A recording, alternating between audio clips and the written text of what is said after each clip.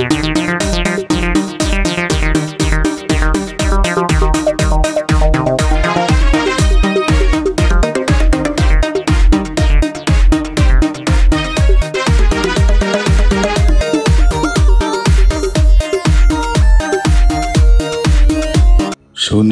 চৌহান, জন্ম নাম নিধি চৌহান, জন্ম 14 আগস্ট 1983 সাল, একজন ভারতীয় নেপথ্য সঙ্গীত শিল্পী।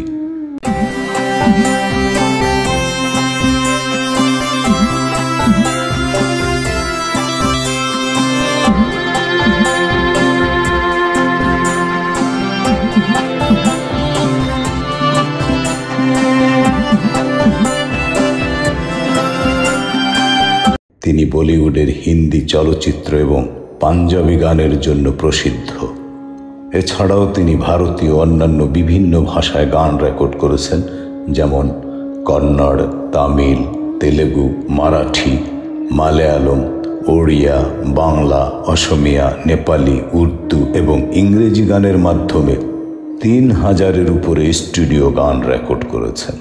দিল্লিতে জন্মগ্রহণকারী সুনিধি মাত্র 5 বছর বয়সে স্থানীয় অনুষ্ঠানে গান গাওয়া শুরু করেন এবং 13 বছর বয়সে শস্ত্র 1996 সালে চলচ্চিত্রে গানের মধ্য দিয়ে তার কর্মজীবন শুরু হয়।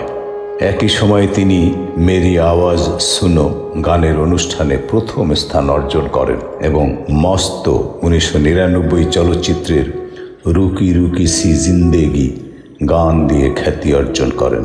এই গানের জন্য তিনি নতুন সঙ্গীত প্রতিভা বিভাগে ফিল্মফেয়ার আর.ডি. বর্মন পুরস্কার জয়লাভ করেন এবং শ্রেষ্ঠ নারী নেপথ্য কণ্ঠশিল্পী বিভাগে ফিল্মফেয়ার পুরস্কারের মনোনয়ন লাভ করেন।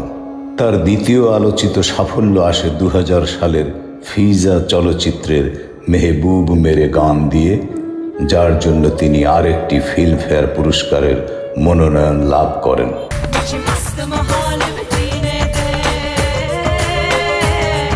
চৌহান ধুম 2004 চলচ্চিত্রের ধুম্মা চালে গানের জন্য তার তৃতীয় ফিল্মফেয়ারের মনোনয়ন লাভ করেন এবং পরের বছরের পরিণীতা চলচ্চিত্রের कैसी पहली ও 10 চলচ্চিত্রের দিদার দে গানের জন্য আরও 2টি মনোনয়ন লাভ করেন। 2006 সালে ওমকারা চলচ্চিত্রের বিড়ি গানের জন্য তিনি তার প্রথম ফিল্মফেয়ার পুরস্কারের মনোনয়ন লাভ করেন এবং অক্সর চলচ্চিত্রের সোনিয়ে ও 36 চায়নাটাউন চলচ্চিত্রের আশিকি মে গানের জন্য আরও 2টি মনোনয়ন লাভ করেন। পরের বছর চৌহানের আজা নাচলে এর শিরোনাম গান ও হানিমুন ট্রাভেলস প্রাইভেট লিমিটেডের সজনা জি বারি গান 2টি সমাদৃত হয় এবং ব্যবসায়িকভাবেও সফল হয়। চৌহান রব নে বানা দি জোড়ি 2008 সালের চলচ্চিত্রের ডান্স পে চান্স এবং লাভ আজকাল 2009 চলচ্চিত্রের চোর বাজারি গানের জন্য যথাক্রমে তার 11তম ও 12তম ফিল্মফেয়ারের মনোনয়ন লাভ করেন। 2010 সালে তিনি তিসমার খাঁ চলচ্চিত্রের আইটেম গান শিলা কি জওয়ানি এর জন্য তার দ্বিতীয় ফিল্মফেয়ার পুরস্কার অর্জন করেন এবং গুজারিশ চলচ্চিত্রের উড়ি গানের জন্য আরেকটি মনোনয়ন লাভ করেন। এই বছরে এনরিকে ইগলেসিয়াসের সাথে হার্টবিট গান গাওয়ার মধ্য দিয়ে তার আন্তর্জাতিক সঙ্গীতাঙ্গনে অভিষেক ঘটে। নেপথ্য সঙ্গীতের বাইরে চৌহানকে কয়েকটি টেলিভিশন আপাত বাস্তব অনুষ্ঠানে বিচারক হিসেবে এবং মিউজিক ভিডিওতে দেখা গিয়েছে।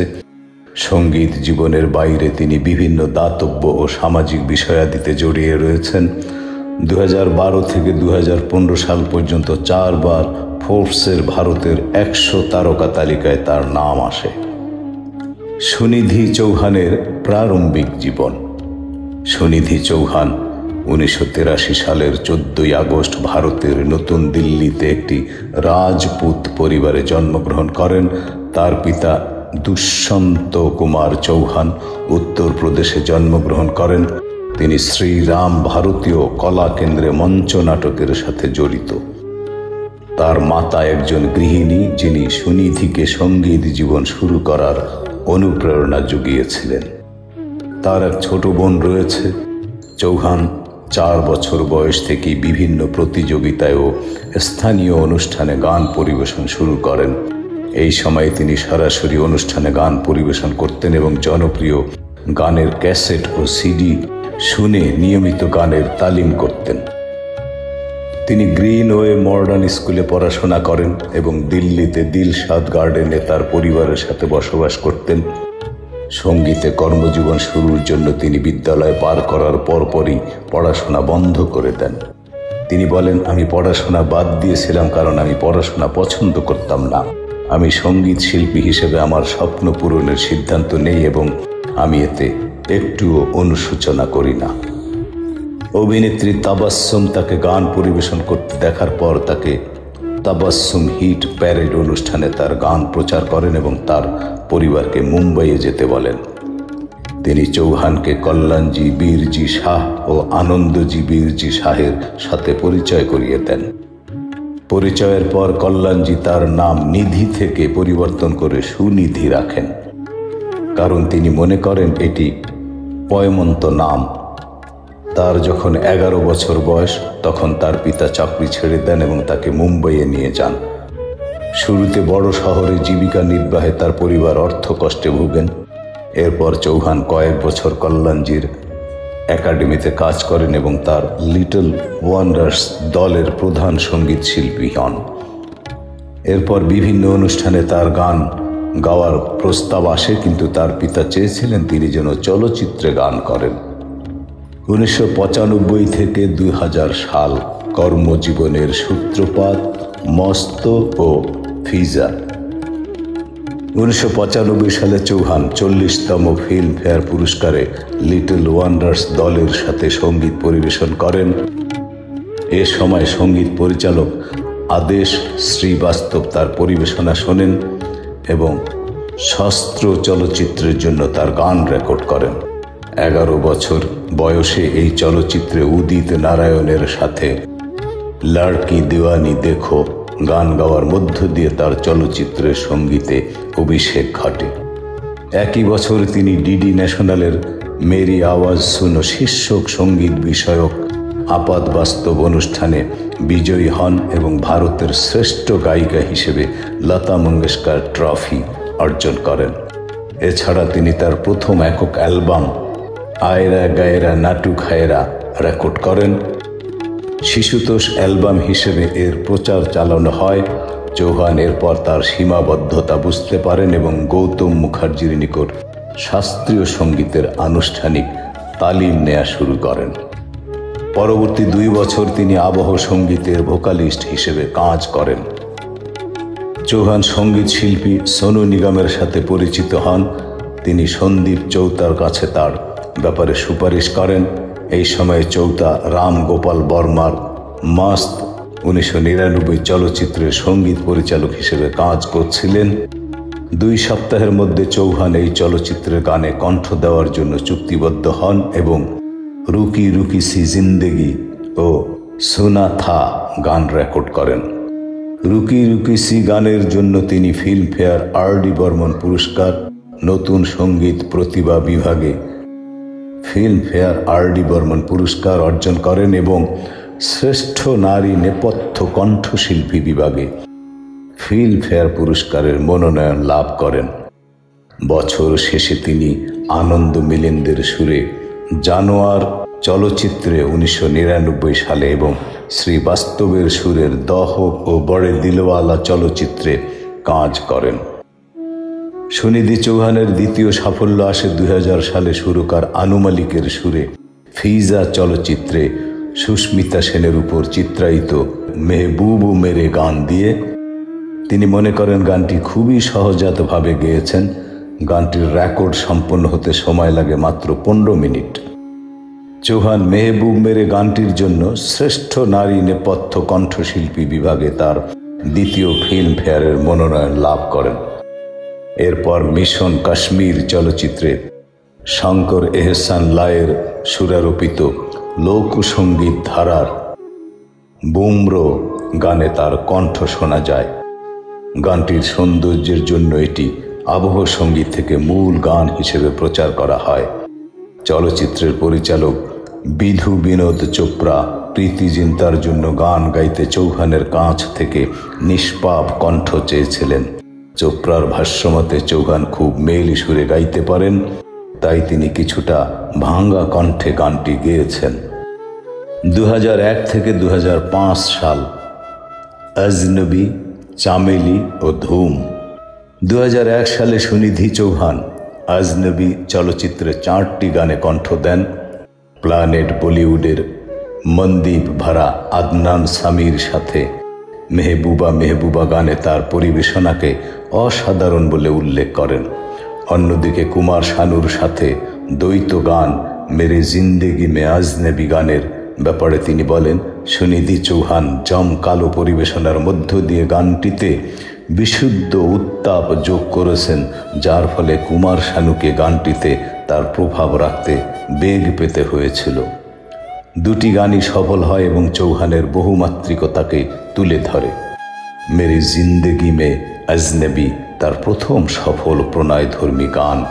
তিনি এই বিবর্তনের জন্য আনু মালিকের প্রতি কৃতজ্ঞতা জানান, কারণ মালিক তাকে এই গানটি দেওয়ার জন্য প্রযোজকদের সাথে তর্ক করেন। এই গানের ফলে তিনি প্রথাগত নায়িকাদের প্রণয়ধর্মী গানে সুযোগ পান।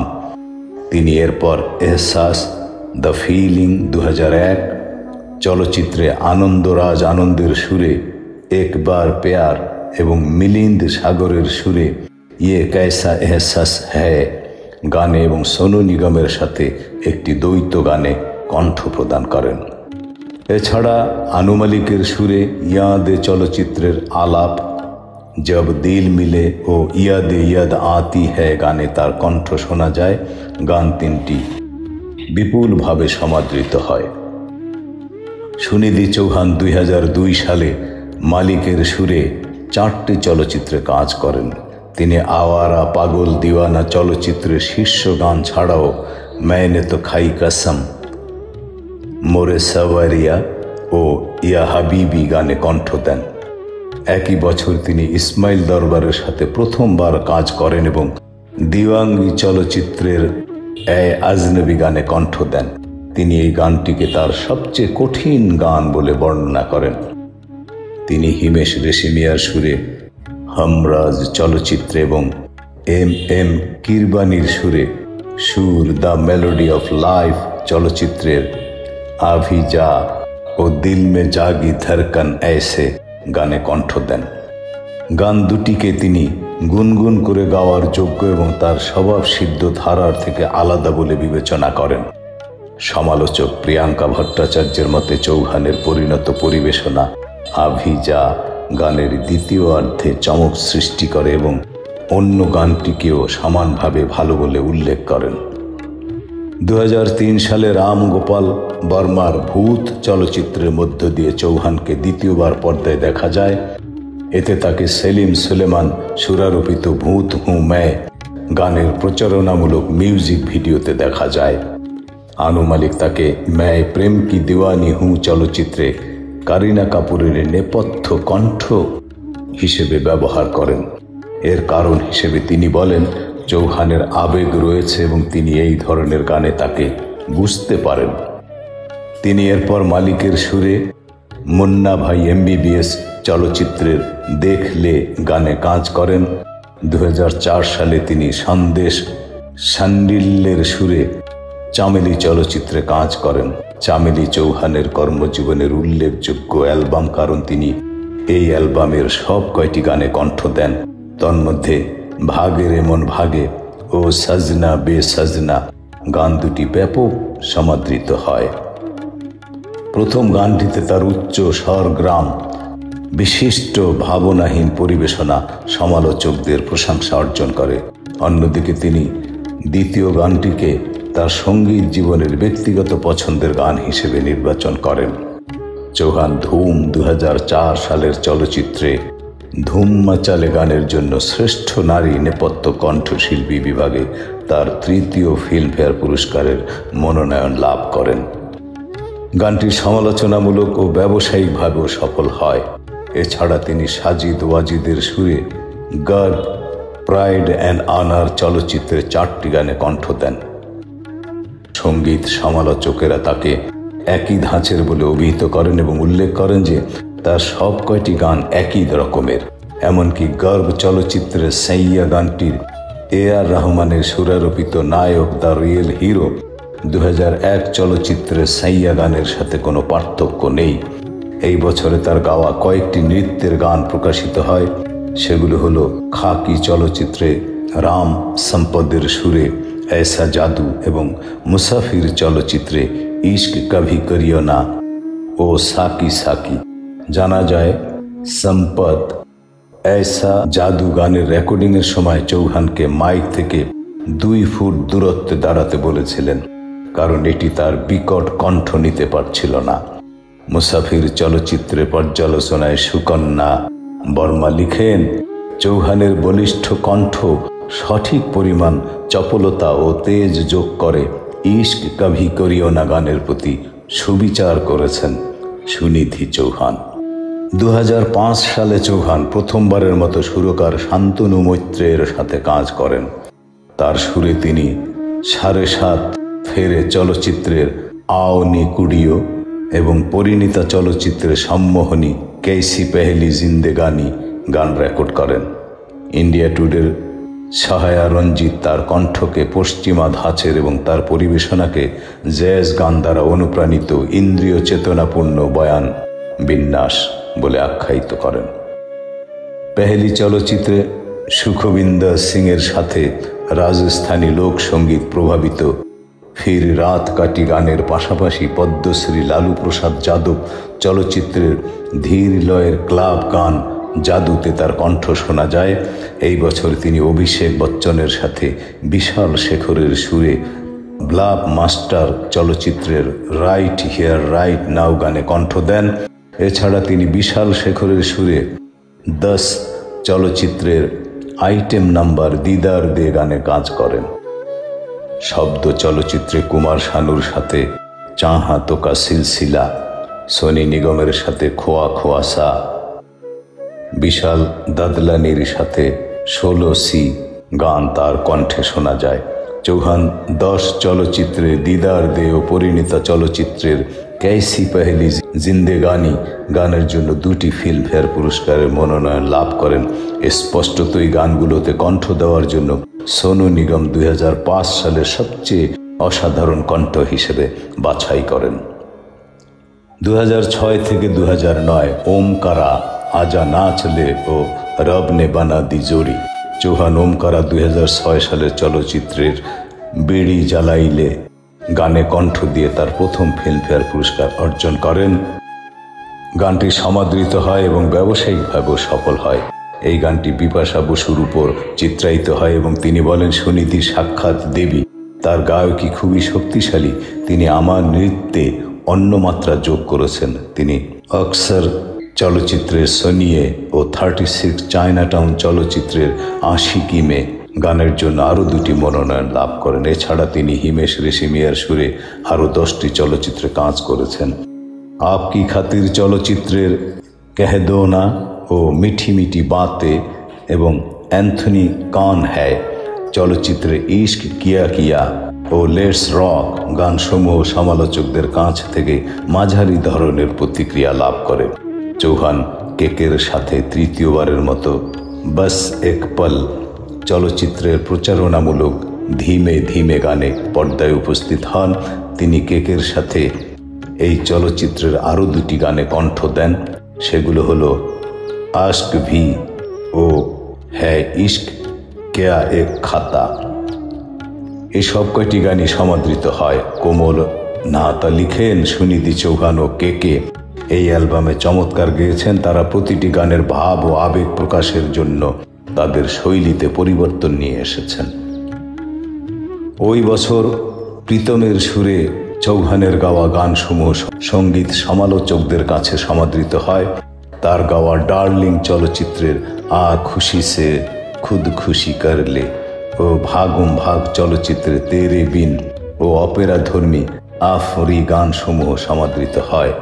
এছাড়া তাদের ধুম 2 চলচ্চিত্রের ক্রেজি কিয়ারে গানটি বিপুল প্রশংসিত হয়। অন্যদিকে গ্যাংস্টার চলচ্চিত্রের লামহা লামহা গানটিকে rediff.com প্রণয়মূলক উত্তেজক আখ্যা দেয়। একই বছর তিনি সেলিম সুলেমানের সুরে ডোর চলচ্চিত্রের ইমান কা আসর গানে কণ্ঠ দেন। এটি শ্রেয়া ঘোষালের সাথে তার একমাত্র দ্বৈত গান। এছাড়া তিনি ফনা চলচ্চিত্রে যতীন ললিতের সুরে দুটি মৃদু সুরের গান করেন, সেগুলো হলো মেরে হাত মে ও দেখো না। চৌহান ডন চলচ্চিত্রে আশা ভোসলের গাওয়া ইয়ে মেরা দিল গানের পুনঃসংস্করণে কণ্ঠ দেন। rediff.com অনুসারে স্বাভাবিকভাবে আত্মবিশ্বাসী সুনিধি চৌহান আশা ভোসলের একই গানের সাথে অবশ্যম্ভাবী তুলনা নিয়ে সচেতন ছিলেন। গানটি মিশ্র প্রতিক্রিয়া লাভ করে। কেউ কেউ মনে করেন গানটিতে যেমন প্রয়োজন ছিল তার থেকে সুনিধির কণ্ঠ বেশি কর্কশ, অন্যদিকে বাকিরা তার কণ্ঠের প্রশংসা করেন। তবে তিনি ব্যক্তিগতভাবে মনে করেন যে গানটি যদি আরও উচ্চ সুরে গাওয়া যেত তাহলে শুনতে আরও ভালো লাগতো। এছাড়া তিনি দোহায় অনুষ্ঠিত 2006 এশিয়ান গেমসের উদ্বোধনী অনুষ্ঠানে ইংরেজি ভাষার রিচ আউট গান পরিবেশনায় অংশ নেন। 2007 সালে চৌহান মাধুরী দীক্ষিতের প্রত্যাবর্তনের চলচ্চিত্র আজা নাচলে এর শিরোনাম গান সহ সুখবিন্দর সিংয়ের সাথে সোনিয়ে মির্জা ও সোনু নিগম শ্রেয়া ঘোষালের সাথে কোই পাথর সে না মারে গানে কণ্ঠ দেন। এরপর তিনি শঙ্কর এহসান লায়ের সুরে ঝুম বরাবর ঝুম চলচ্চিত্রের শিরোনাম গানে এবং শান্তনু মৈত্রের সুরে লাগা চুনরি মে দাগ চলচ্চিত্রে হাম তো ऐसे है গানে ঘোষালের সাথে কণ্ঠ দেন, যার সহশিল্পী ছিলেন সানন্দ কিরকিরে ও প্রণব বিশ্বাস। রেডিফের পর্যালোচনায় রাজা সেন লিখেন, দুই বোনের গানটিতে নারী কণ্ঠশিল্পীরা আপবিট শব্দের প্রতি ন্যায় বিচার করেছেন। তবে লাগা চুনরি মে দাগের কাচ্চি কালিয়া গানটির বাজে অনুসংস্করণ আবহ সঙ্গীত এর জন্য কম উদ্দীপনাদায়ক ছিল। তবে চৌহান, ঘোষাল, কে ও নিগম গানটির জন্য প্রয়োজনীয় উদ্যম প্রদান করেছেন। এছাড়া তিনি বিশাল শেখরের সুরে তারারাম পাম্পামের মৃদু লয়ের প্রণয়ধর্মী সুরের হে সোনা এবং প্যার কি ইয়ে কাহানি গানে কণ্ঠ দেন। তাদের সুরে হানিমুন ট্রাভেলস প্রাইভেট লিমিটেডের সজনা জি বারি বারি গানটি সমাদৃত হয় এবং ব্যবসায়িকভাবেও সফল হয়। তিনি এই বছর আজা নাচলে ও সজনা জি বারি বারি গানের জন্য দুটি ফিল্মফেয়ার পুরস্কারের মনোনয়ন লাভ করেন। চৌহান রব নে বানা দি জোড়ি 2008 সালের চলচ্চিত্রের ডান্স পে চান্স এবং লাভ আজকাল 2009 সালের চলচ্চিত্রের চোরবাজারি গানের জন্য যথাক্রমে তার 11তম ও 12তম ফিল্মফেয়ারের মনোনয়ন লাভ করেন। 2010 সালে তিনি তিসমার খা চলচ্চিত্রের আইটেম গান শিলা কি জওয়ানি এর জন্য তার দ্বিতীয় ফিল্মফেয়ার পুরস্কার অর্জন করেন এবং গুজারিশ চলচ্চিত্রের উড়ি গানের জন্য আরেকটি মনোনয়ন লাভ করেন। এই বছরে এনরিকে ইগলেসিয়াসের সাথে হার্টবিট গান গাওয়ার মধ্য দিয়ে তার আন্তর্জাতিক সঙ্গীতাঙ্গনে অভিষেক ঘটে। প্রভাব ও স্বীকৃতি। অনেক শিল্পী সুনিধি চৌহানের কাজের প্রশংসা করেছেন। লতা মঙ্গেশকর তাকে এই প্রজন্মের নুমেরু উনো গায়িকা বলে উল্লেখ করে বলেন, সুনিধি যে কোনো প্রকারের গান গাইতে পারে এবং তার কণ্ঠ গায়কী সকল উপাদান রয়েছে যা বর্তমান প্রজন্ম গাওয়ার আকাঙ্ক্ষা করে। আশা ভোসলে, অলকা ইয়াগনিক, কবিতা কৃষ্ণমূর্তি ও উষা উতুপ চৌহানকে তার প্রজন্মের অন্যতম সেরা গায়িকা হিসেবে নির্বাচিত করেছেন। মান্না দে, আমজাদ আলী খান, বোম্বে জয়শ্রী, কবিতা শেঠ ও রাহাত ফতে আলী খান চৌহানের সঙ্গীত গুণের প্রশংসা করেছেন। শ্রেয়া ঘোষাল, যাকে চৌহানের অন্যতম প্রতিদ্বন্দ্বী বলে গণ্য করা হয়, তার পেশাদারিত্ব নিয়ে মন্তব্য করে বলেন, আমরা যখন স্টুডিওতে থাকি আমরা একে অপরের সাথে কথা বলি। আমি তাকে একজন শিল্পী হিসেবে সম্মান করি এবং তিনিও আমাকে সম্মান করেন। আলিশা চিনয় বলেন, চৌহান তার কণ্ঠ নিয়ে কঠোর পরিশ্রম করেন এবং তার ভালো কৌশল রয়েছে। ব্যক্তিগত জীবন। 2002 সালে পহেলান আশা গানের মিউজিক ভিডিও করার পর 18 বছর বয়সে চৌহান পরিচালক আহমেদ খানের ভাই, পরিচালক ও নৃত্য পরিচালক ববি খানকে বিয়ে করেন। প্রতিবেদনে আসে তারা গোপনে এক ব্যক্তিগত আয়োজনে অল্প সংখ্যক ঘনিষ্ঠ বন্ধুদের নিয়ে বিবাহ সম্পন্ন করে। এই বিয়ের ফলে সুনিধির সাথে তার পিতামাতার সম্পর্ক ফাটল ধরে, কারণ তারা মনে করেন এই সম্পর্ক উপযুক্ত নয় এবং তাকে তারা হারিয়ে ফেলেছেন।